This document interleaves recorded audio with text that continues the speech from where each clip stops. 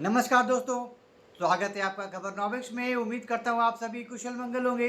अगर आप इस चैनल पर पहली बार आ रहे हैं तो सब्सक्राइब करिए और वीडियो पसंद आए तो लाइक का बटन भी ज़रूर दबाइएगा। आने वाले 4-5 साल इंडिया के लिए बहुत ही ज़्यादा एक्साइटिंग होने वाले, बहुत कुछ होने वाला है, बहुत से बड़े-बड़े डेवलपमेंट्स होने वाले हैं। इंडिया ने डिसाइड कर लिया है कि आने वाले कुछ सालों में बहुत बड़े पैमाने पर अपने आप को रिफॉर्म करेगा, अपने आप को मजबूत करेगा। कोई कसर नहीं छूटने वाला है भारत की तरफ से, जिसमें भारत अपना प्रेजेंस फील करा दे पूरी दुनिया को। खैर वो अभी भी हो रहा है। पिछले 10 साल में मोदी जी के अंडर इंडिया ने पूरी दुनिया को दिखाया है कि आप इंडिया को नज़रअंदाज नहीं कर सकते। You can't dismiss India. तो अब इंडिया की वो हैसियत नहीं है जो पहले 15 साल या 20 साल पहले हुआ करती थी। अरे इंडिया अच्छा ठीक है, अब इंडिया है, अब सुनती है दुनिया। अब लोग इग्नोर करने का अफोर्ड नहीं कर सकते कि भाई कोई बात नहीं, बिना इंडिया के भी हम कर लेंगे। अब चाहे वो अमेरिका हो, चाहे वो चाइना हो, चाहे जापान हो, यूके हो, ऑस्ट्रेलिया हो, कोई भी हो। तो भारत का अब अपना रुतबा है और भारत को इस पे गर्व है। अब भारत चाहे मिलिट्री स्ट्रेंथ की बात करें, चाहे इकोनॉमी की बात करें, चाहे अपने फाइनेंशियल स्टेबिलिटी की बात करें, या फिर जो ओवरऑल जो हमारा एक डेवलपमेंट है एज ए नेशन, हम उसकी बात करें, हर पैमाने पर इंडिया ने शानदार प्रोग्रेस किया है, मजबूत है। हमारा जो क्रेडेंशियल्स है, हमारे जो फंडामेंटल्स हैं, वो बहुत ही मजबूत हैं आज की डेट में, और आने वाले समय में भी हम इसी तरीके से आगे बढ़ते चले जाएंगे। दुनिया भर में हाहाकार मचा हुआ है, फाइनेंशियल मेल्टडाउन हो रहे हैं, इकोनॉमीज़ की हालत ख़राब हो रखी है, या तो बस खसक रही है, रेंग रही है, या फिर बैकवर्ड जा रही है, नेगेटिव ग्रोथ हो रहा है। और यहाँ इंडिया 6.5%, 7%, 7.5%, 7.8% से बढ़ रहा है जीडीपी। इसी से साफ पता चलता है कि हम किस तरफ जा रहे हैं, हम किस दिशा की ओर बढ़ रहे हैं। अब किसी भी देश की मजबूती को आंकते हैं कैसे? उसकी स्ट्रेंथ देख के, उसकी मिलिट्री स्ट्रेंथ देख के, उसकी एयर पावर को देख के, उसकी नेवल पावर को देख के। और इस क्षेत्र में भारत बहुत तगड़े अंदाज में, बहुत ही तगड़े तरीके से आगे बढ़ रहा है। बिल्कुल ही अपने आप को शील्ड करने का पूरा ज़बरदस्त प्लान बना रखा है इंडिया ने, और इसके ऊपर बहुत तेज़ी से बहुत बड़े पैमाने पर काम चल रहा है। अब हज़ारों करोड़ के डील्स साइन हो रहे हैं, अप्रूव हो रहे हैं, सरकार ने अप्रूव किए हैं। मिलिट्री को मॉडर्नाइज करने के लिए बहुत ही तगड़े तरीके से हमारे जवानों को इक्विप किया जा रहा है, बहुत ही एक से एक हथियार दिए जा रहे हैं, मिसाइलें बनाई जा रही हैं, टेस्ट की जा रही हैं। अब हर समय आए दिन कोई ना कोई नए मिसाइल की टेस्टिंग के बारे में सुनते हैं, राइट? चाहे वो अग्नि प्राइम हो जो अभी अभी हुआ है रेल लॉन्चर के थ्रू, या फिर हमारा अग्नि 5 जो अब 8,000 किलोमीटर तक चला जाएगा, न्यूक्लियर केपेबल हो सकता है, चाहे वो पृथ्वी हो, चाहे वो आकाश हो। आई मीन एक के बाद एक लंबी लाइन लगती चली जा रही है मिसाइलों को, और ऐसी मिसाइलों की, और ऐसे घातक मिसाइल हैं ये ब्रह्मोस की, पर हम क्या ही बात करें इसके बारे में। तो हम पूरा का पूरा दिन ही बात कर रहेंगे तब भी बातें ख़त्म नहीं होगी। तो मिसाइलों की झड़ी लगा रखी है इंडिया ने, और इस पर अभी भी बहुत ज़्यादा ज़बरदस्त काम चल रहा है। अगर हम एयर पावर की बात करें तो भारत बहुत बहुत फोकस तरीके से, मतलब ये एक ऐसा आप कह लीजिए एक वीक लिंक बन गया है आज की डेट में, जिस पे बहुत ज़्यादा फोकस कर रहा है सरकार। सरकार जानती है कि हमारा एक तो अभी मिग 21 फेज आउट हो गया, बहुत बड़ा हमारा एक अब एक गैप बन गया है हमारे एयरफोर्स में। हम पहले ही बहुत कम स्क्वाड्रन के साथ कर रहे थे, जहाँ 42 स्क्वाड्रन की बात जो हमारा सैंक्शनड है, सिर्फ 31 पे हम कर रहे थे, और अब ये भी 2 स्क्वाड्रन निकल जाएगा। 29 पे हम अगर हम करेंगे तो जहाँ आपके एडवर्सरीज, जहाँ आपके दुश्मन बड़े पैमाने पर अपनी फ्लीट्स बढ़ा रहे हैं, अपने स्क्वाड्रन बढ़ा रहे हैं, आप बढ़ने तो छोड़िए आपका घट रहा है। तो ऐसे में आप क्या सपोर्ट देंगे? लोंगावाला वार आपको पता होगा, इंडिया ने जो चंद चंद 100 जवानों ने मिलकर पूरी की पूरी पाकिस्तानी सेना को हराया था, रोक दिया था उसको। और वो तभी संभव हो पाया, रात भर तो रोक लिया, लेकिन सुबह होते होते में पाकिस्तानी सेना चढ़ जाने वाली थी। अब कोई मतलब चंद मिनटों में पूरा धराशायी हो जाता है इंडिया का वो चेक पोस्ट, लेकिन उसी समय जैसे ही सूर्योदय हुआ वैसे ही इंडियन एयरफोर्स ने अटैक करना शुरू कर दिया और इंडियन एयरफोर्स ने सारा का सारा गेम ही पलट दिया।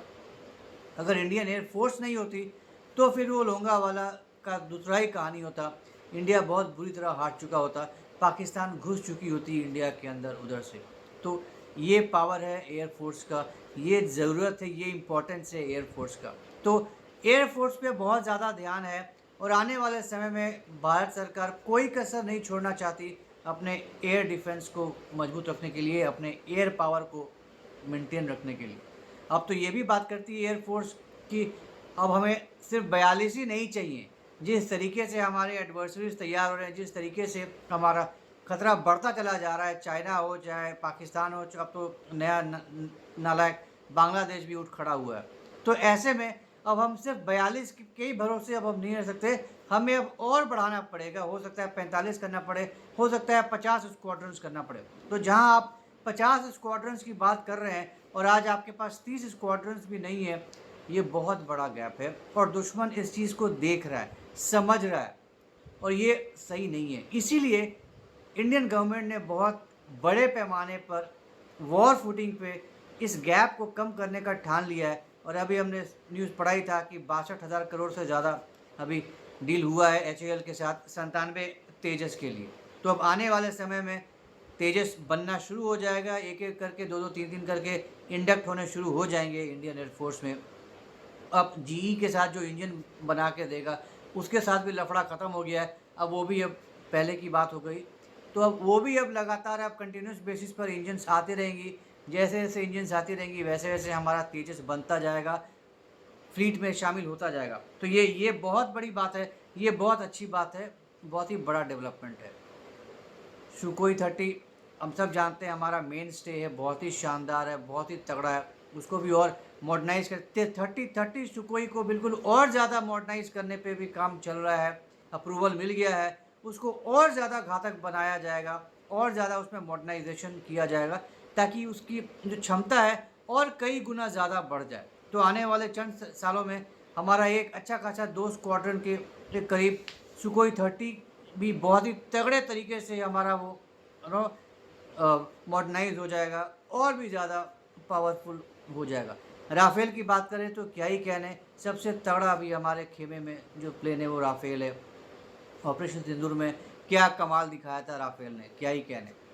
अब मरीन के लिए 26 राफेल का तो ऑर्डर दे ही दिया जा चुका है फ्रांस को, उस पर काम शुरू हो गया है। तो INS विक्रांत अब लैस हो जाएगा राफेल से, तो INS विक्रांत की ताकत कई गुना ज़्यादा बढ़ जाएगी। अब बातें हो रही हैं, अभी अब प्रपोजल दिया गया है 114 राफेल जल्दी से जल्दी एक्वायर करने के लिए। हो सकता है 2 स्क्वाड्रंस बिल्कुल फ्लाई अवे पोजीशन में, स्टेटस में आ जाए इंडिया में, जैसा है वैसा ही का वैसे आ जाए, और ये बहुत जल्दी संभव है, बहुत जल्दी आ जाएगा। हो सकता है 2 स्क्वाड्रंस, और बाकी के जो बचे हुए होंगे वो मेक इन इंडिया के तहत बनाए जाएंगे।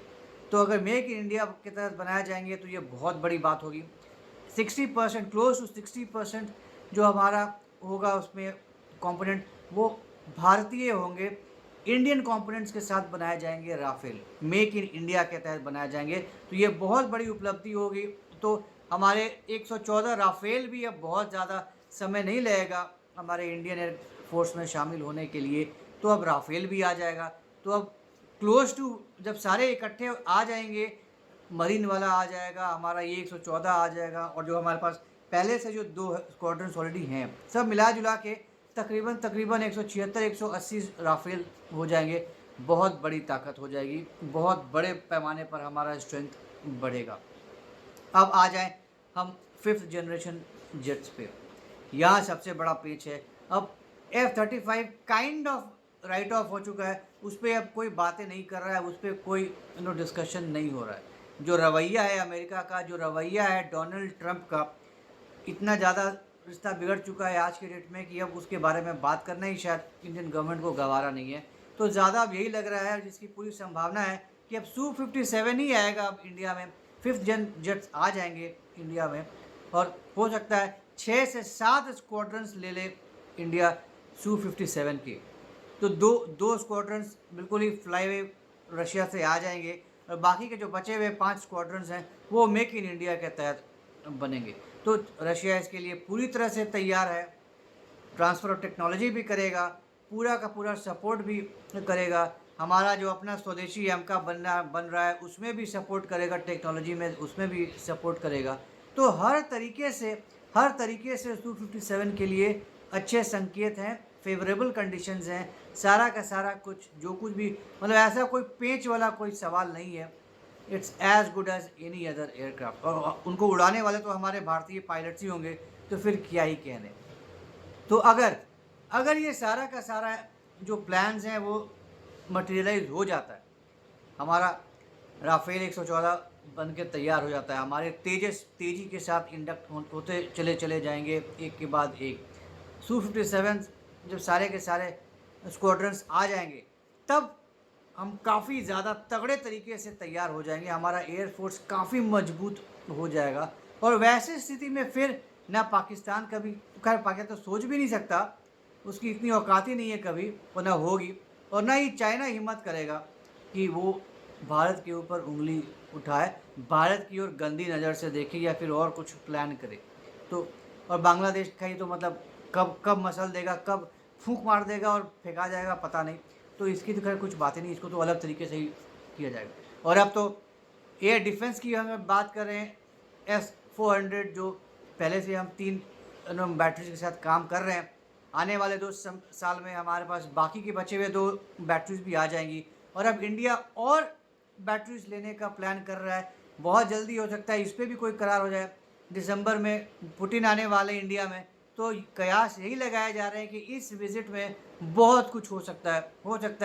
S-400 के नए ऑर्डर्स दे दिए जाएँ, साइन हो जाए डील, S-500 के ऊपर बातें हो जाए, हो सकता है S-500 के ऊपर भी करार हो जाए कि अब हम इसको भी बनाया जाएगा। और जब S-500 पे काम होगा, मान लीजिए अगर डील हो जाता है, वो पूरी तरह से इंडिया में ही बनेगा। रशिया ने पूरा ऑफर दे दिया है कि भाई तुमको चाहिए तो तुम अपने यहाँ ही बनाओ, अपने यहाँ बनाओ और फिर बेचो।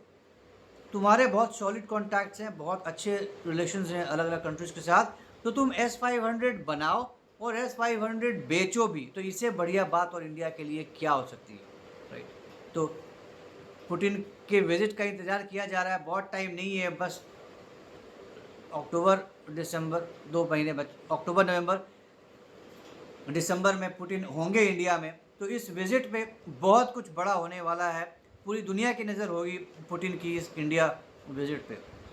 तो अगर S-400 के नए ऑर्डर्स दे दिए जाते हैं, S-500 का करार हो जाता है, Su-57 पे डील हो जाती है, साइन हो जाती है, फिर भारत के लिए इससे बड़ी और क्या बात हो सकती है। भारत के लिए एक सुनहरा अध्याय शुरू हो जाएगा, 2026 से रंग रूप ही बदल जाएगा इंडिया का, with all this developments, big developments, huge developments. तो अपनी सुरक्षा के लिए भारत कोई कसर नहीं छोड़ रहा है, पूरी तरह से तगड़े तरीके से अपने आप को तैयार कर रहा है। और एक मजबूत देश को ही कोई भी देश इज्जत देता है, दुनिया इज्जत के साथ देखती है, उसको भाव देती है। नहीं तो अगर आप में ताकत नहीं है फिर कोई नहीं पूछता। इसीलिए पाकिस्तान की ये कुत्तों वाली हालत है, उसके सामने इंडिया को सब देखते हैं, सब इज्जत देते हैं, सब भाव देते हैं। तो ये था एक छोटा सा डिस्कशन, उम्मीद करता हूँ आपको पसंद आया होगा। तो अगर ये कंटेंट पसंद आया तो हमारे इस वीडियो को लाइक करिए, शेयर करिए और हमारे चैनल को सब्सक्राइब ज़रूर करिए, बेल आइकन भी ज़रूर दबा दीजिएगा। तो जल्दी मिलेंगे कैसे नए इंटरेस्टिंग वीडियो के साथ, तब तक के लिए जय हिंद, जय अखंड भारत, नमस्कार।